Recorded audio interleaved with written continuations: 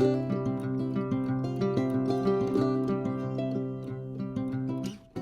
y'all, welcome to another edition of Dishin with Debbie, and this time we're talking Mardi Gras and the king cake. You can't have a Mardi Gras celebration without the traditional king cake. And typically it is just basically some kind of riff on a coffee cake or a pastry, cinnamon and sugar, and then it has the iconic colored frosting of the purple, the gold, and the green. We'll talk about what those mean in just a minute.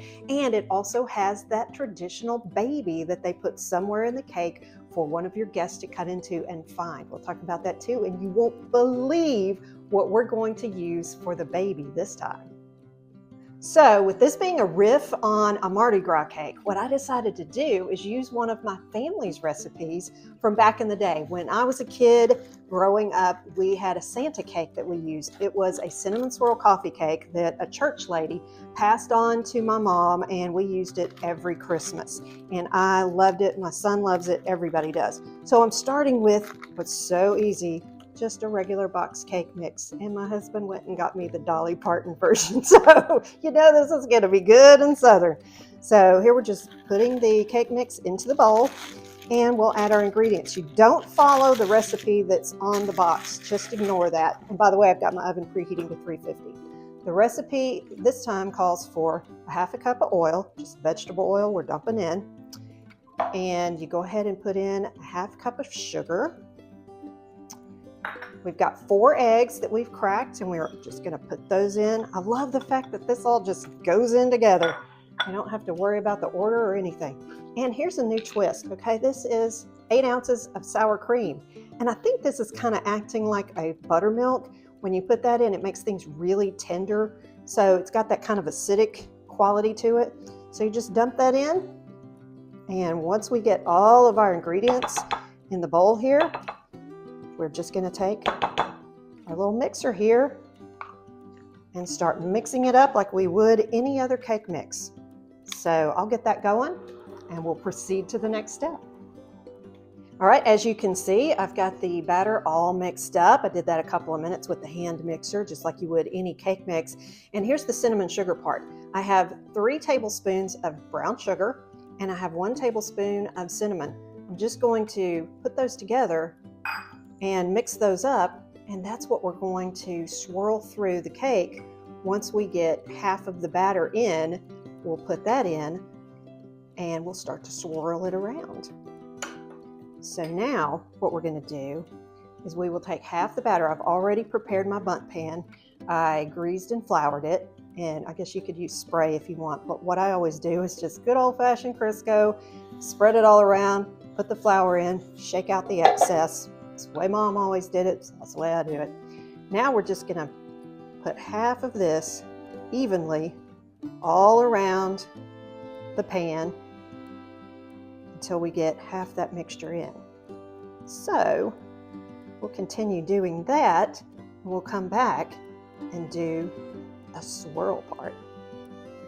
Half of the batter is in the bundt pan. I have my brown sugar and cinnamon mixture. I'm just going to spoon this all around, and it looks like a lot, but it's okay. That's where you get that really good coffee cake punch that is so tasty in this particular cake. So we'll spread all of that.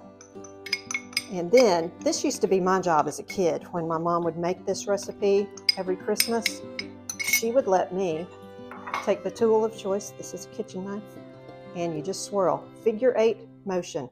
You don't go all the way down to the bottom of the pan. You don't want to scrape it. You're just getting this combined in there. So just figure 8, figure 8, figure 8 until you get all the way around, and it looks like it's a little bit mixed in, and we're going to mix it again once we put the other half on, so it doesn't have to be completely incorporated. And you don't want to make it too mixed, because then you lose your pretty swirls that you see when you cut the cake. So we'll go ahead and do that. Now the next step, first, before I put on the second half, because this is a Mardi Gras cake, I'm going to put that baby inside.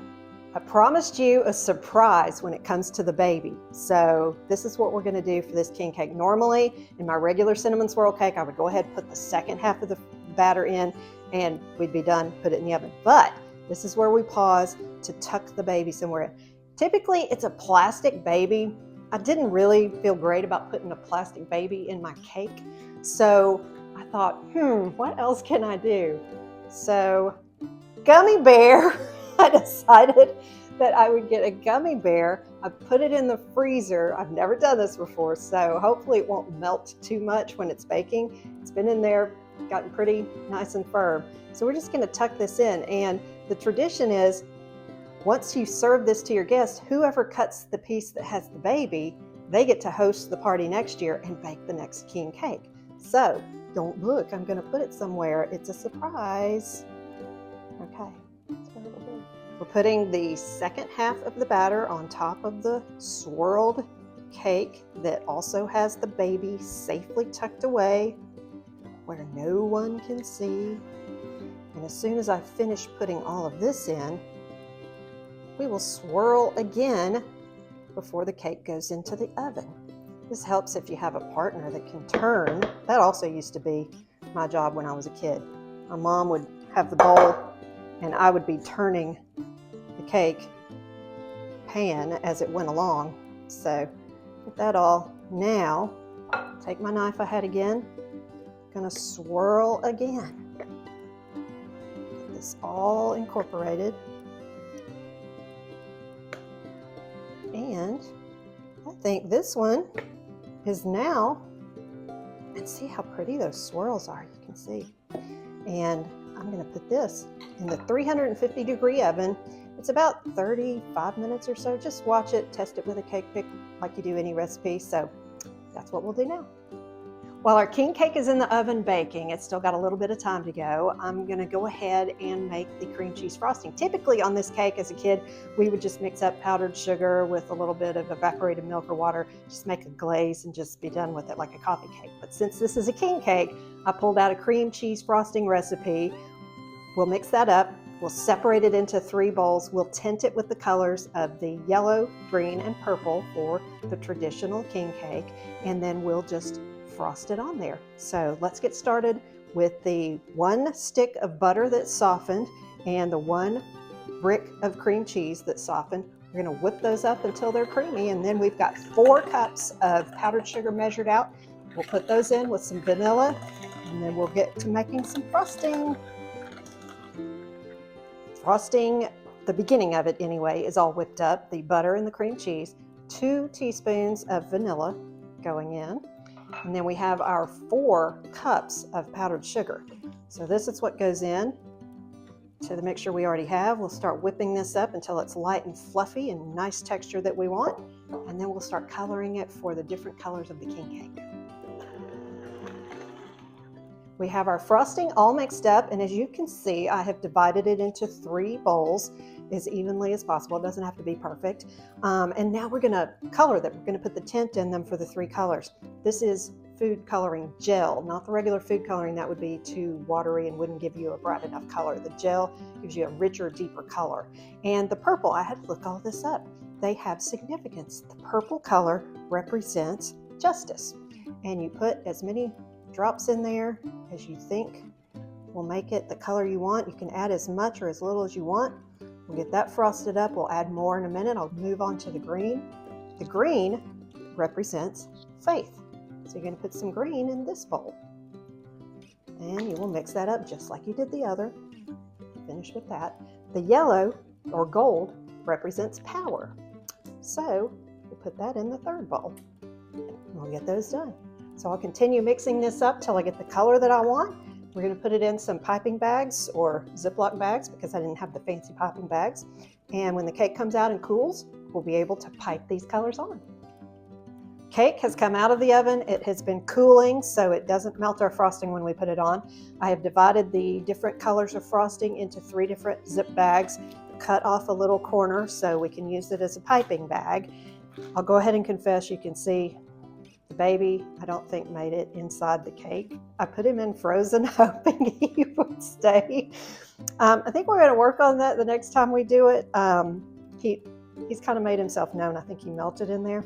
So either maybe wait till towards the end of cooking while the batter's still soft and stick it in there in the oven and just let it cook for the last few minutes. Or since people aren't going to see the bottom once you flip it over, once it's done, you can just kind of stick the baby up in there in some place, which is what I've done somewhere around here. We'll see what happens. So we're going to start putting on our colors of frosting using this piping bag. And I'm just going to use the ridges of the bundt pan to kind of guide me, and I'll just alternate the colors.